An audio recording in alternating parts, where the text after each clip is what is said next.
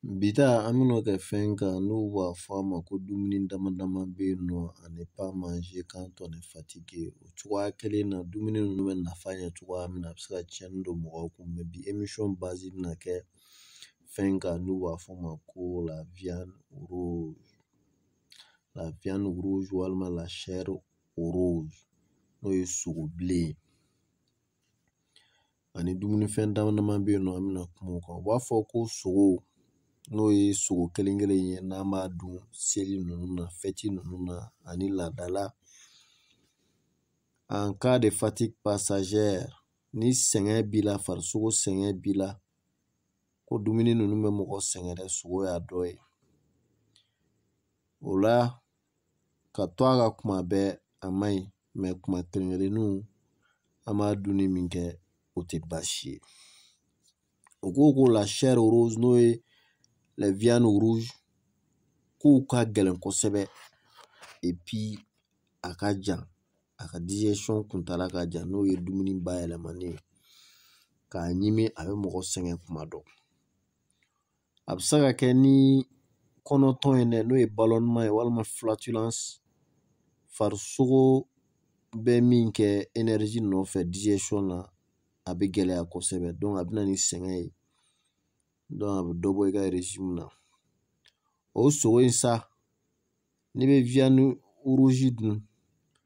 i b'a sɔrɔla a bɛ protéine di muscles ma dɛ parce que ale de bɛ kɛ sababu ye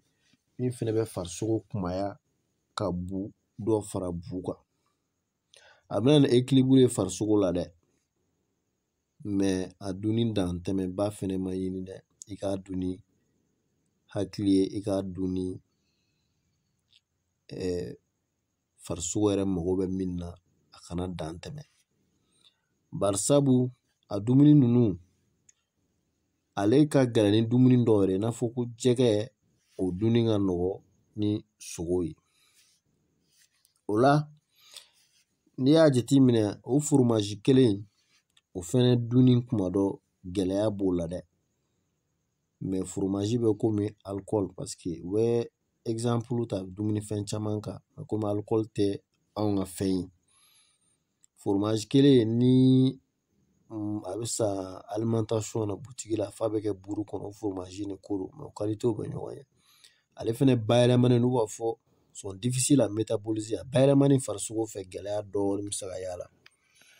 a bɛ komi i b'a fɔ ko les produits laitiers minnu bɛ nɔnɔmafɛnw fɛ a b'o de fɛ n'a bɛ fermenter donc a bɛ effort ba de demander nugu fɛ ka baara ninnu kɛ walasa digestion ka kɛ donc o de bɛ na ni farisogo sɛgɛn n'u b'a fɔ fatigue et somnolence dumuni kɔfɛ o la o foromazi ninnu i b'a sɔrɔla les fromages sont trop fins à moisissure donc a kan ka éviter mais en revanche u b'a fɔ ko foromazi minnu n'u b'a fɔ ko pâte cuite i n'a fɔ gruyère ani comité ni u ka bonfort ninnu olu ka ɲi fermentation na n'o ye nugu ka baara ye parce que nugu fɛnɛ mago bɛ jɔ a fɛn dɔw la walasa ka baara kɛ donc a bɛ nafa ɲɛ mɔgɔ ye quoi voilà o la o tulu fɛnɛ bɛna jɔ o la dɛ parce que tulu fɛnɛ bɛ mɔgɔ sɛgɛn ka fara sogo ninnu kan ka fara foromazi ninnu kan ani gulɔ ninnu tɛ silamɛw ta o tulu in sa n'u b'a fɔ l'huile ale bɛ se ka augmenter kɛ farisogo sɛgɛn na dɛ mais dɔw bɛ jiginni kɛ i n'a fɔ la u b'a fɔ ko toutes les huiles non raffinées i n'a fɔ huile d'olive par exemple acide gras b'ale la u b'a fɔ monosaturé ale bɛ se ka kɛnɛya se mɔgɔ ma ani énergie farisogo bɛ force min sɔrɔ ani barika min sɔrɔ ale bɛ se k'o lase maintenant u b'a fɔ ko huile tournesol i n'a fɔ huile de palme o tulu ninnu walima huile de colza ko acide saturé b'o la dɛ donc ale de bɛ na ni tuluko problème ye n'u b'a fɔ cholestérol o la o man ɲi farisogo ma n'a bɛ kɛ ka fɛn dilan o man ɲi kɔgɔ kelen dun fɛnɛ na dun o fɛnɛ bɛ kɛ sababu b'a fɔ k'a bɛ rétention d'eau bila mɔgɔ la donc a bɛ circuler librement organisme kɔnɔ a bɛ se ka sɛgɛn bila donc i bɛ se ka désencombrer n'o ye tissu ye donc o la a bɛ se ka kɛ sababu ye i bɛ sɛgɛn kosɛbɛ n'u b'a fɔ k'i ma janya na désintoxication wagati o kɔgɔ kelen sa i ka alimentation na kuma dɔ komi jɛn tɛ se ka k'a kɔ mais il sera mieux i k'a kɛ u b'a fɔ sel non raffiné o fana bɛ yen donc o ka ɲi mɔgɔ ma o kafe in sa n'i y'a kafe dun ta k'a jateminɛ sɛgɛn na n'u b'a fɔ ko les petits cafés noirs sucrés ou non ko wayi k'o bɛ se ka kɛ quoi petit café noir ninnu ivoiriyɛnw b'a dɔn kosɛbɛ a bɛ sɛnɛ jamana min olu b'a dɔn donc o bɛ se ka fɛn organisme ma dɛ o kafe in sucré in k'a bɛ se ka na ni pic glycémie yɛrɛ sukaro bɛ yɛlɛ tuma dɔ i b'a sɔrɔ la hyper sukaro bɛ yɛlɛ a bɛ jigin donc o fana bɛ farisogo sɛgɛn kosɛbɛ donc a consommer don i k'a dun i k'a consommer dumuni ni ɲɔgɔn cɛ o de ɲininen don i fɛ o la ni dun y'a ta ka jateminɛ dun u b'a fɔ munna sogo bilen n'o ye chair rose ye u b'a fɔ min ma inflammation a b'o bila mɔgɔ la i n'a fɔ la funu dimi ani bilenya ko munna a b'o bila mɔgɔ la dɔw yɛrɛ b'a fɔ par exemple ni ne y'a sogo dun a bɛ kɔnɔboli bila mɔgɔ la n'a sogo bilen don parce que kamamafɛn ninnu ka ɲi mɔgɔ ma o ye sogo jɛ ye o ka ɲi mɔgɔ ma walima fɛn yɛrɛ danger ye jumɛn ye n'o ye sogo bilenman ye a danger ma fɛn bɛ se ka kɛ jumɛn ye ani dumuni yɛrɛ bɛ digérer cogo di donc munna dumuni bɛ inflammation bila mɔgɔ la u b'a fɔ ko flore intestinale a b'o perturber kosɛbɛ awɔ n'o ye farisogo nugu ka baara ye a b'o perturber ni o ye tumu dɔw fana bɛ nugu kɔnɔna na a bɛ dumuni yɛlɛma k'a bayɛlɛma ɲininikɛlaw y'a fɔ ko sogo bilenman k'a bɛ se ka perturbation bila flore intestinale la awɔ n'u b'a fɔ intérêt inflammatoire bana dɔ b'a fɔ ko diverticule k'a bɛ se ka na n'o ye dɛ ala k'an kisi mais kuma kelen-kelenninw a dunni tɛ problème walima u b'a fɔ peut digérer en péritonite k'a bɛ se ka na péritonite i n'a fɔ u ka kɔnɔbara datugulan bana fo dɔw bɛ opérer a senfɛ mais an b'a dun quantité min na n'a quantité tɛ dan sago o bɛɛ ka ɲi mais k'a kɛ a dan sagolen don o de man ɲi o la sisan dɔw b'a fɔ ko n'u y'a sogo dun sisan par exemple kɔnɔ bɛ boli effectivement o ye sogo mɔbaliw de ye a bɛ se ka kɛ sababu ye a bɛ na ni bactérie walima parasite ye donc ɲininikɛlaw y'a fɔ i ka sogo mɔlen o de ka ɲi surtout i k'o dun danger jumɛn bɛ sogo bilen na par exemple danger min b'a la a bɛ se ka risque u b'a fɔ risque maladie cardiovasculaire n'a fɔra a bɛ se ka sɔngɔ problème walima joli sirako problème walima cancer ala k'an kisi ɲininikɛlaw y'o de fɔ ne ka kuma tɛ consommation de viande rouge k'a bɛ kɛ sababu ye a bɛ risque augmenter dɛ n'o ye 24% kɛmɛ kunda 24 n'o ye cancer de colon parce que cancer colon n'a jɔyɔrɔ kɛra 100 i b'a sɔrɔ ale jɔyɔrɔ ye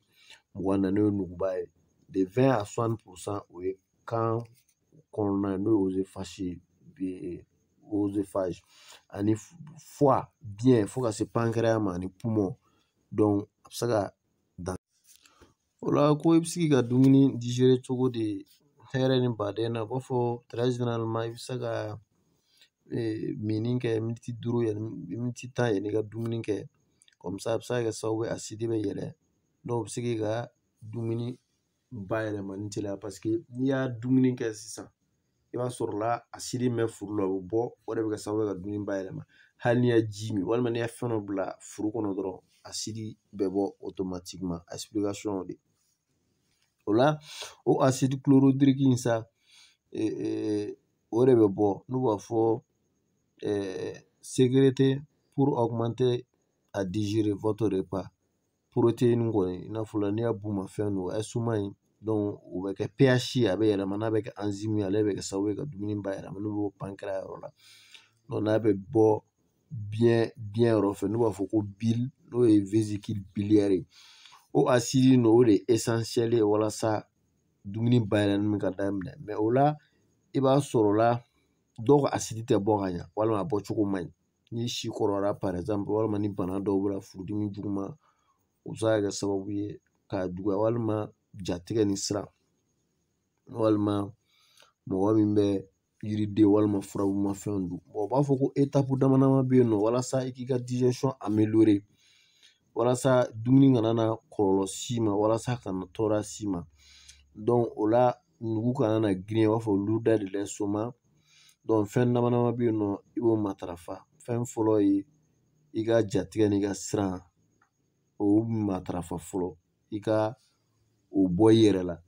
n'o y'a sɔrɔla farisogo lafiyara sisan sirasi banna i ka système immunitaire bɛ sɔrɔ a ka baara daminɛ parce que o b'a fɔ ko système sympathique ani parasympathique fɛn dɔ bɛ yen nɔ o bɛ ci bila dɔ bɛ yen nɔ o bɛna ci jaabi fɔ dɔ bɛ taa fɔ dɔ bɛ segin n'a ye o de b'a to a sidi bɛ sécurité o la o baara in sa ni o ye sympathique o de bɛ digestion kɛ ka ɲa f'i ka caman b'i ka jatigɛ ni siran na a n'a ka kɛ environnement calme ye i ka dumuni ɲimi ka ɲa i ka dumuni sogo ɲimi ɲina ka ɲa i ka a masike o bɛɛ ka ɲi maintenant masike i ka dumuni masike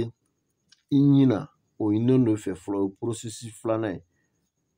f'i yɛrɛ k'a dɔn k'a fɔ dumuni ɲimina ka ɲa i bɛ sɔrɔ k'a kunu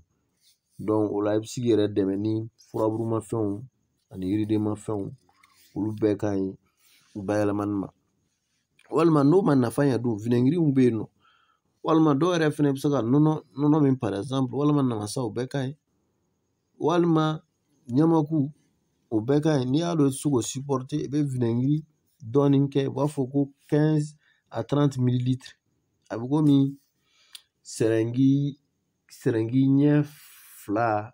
walima ɲɛ 3 cayalenba o vinɛgiri hakɛya i bɛ se k'o kɛ ji la verre d'eau la n'u b'a fɔ ko dans un demi verre d'eau i b'o min en tout cas étape dama kɔni ye nin ye vraiment i k'i hakili to a la walasa sogo kana n'i kɛlɛ n'i y'a ni étape ninnu bɛɛ matarafa ka ninnu bɛɛ kɛ kɔnɔ dun tɔnnen don kɔnɔ bɛ ka boli n'a ma fɛn ɲa diyagoya i bɛ wuli ka se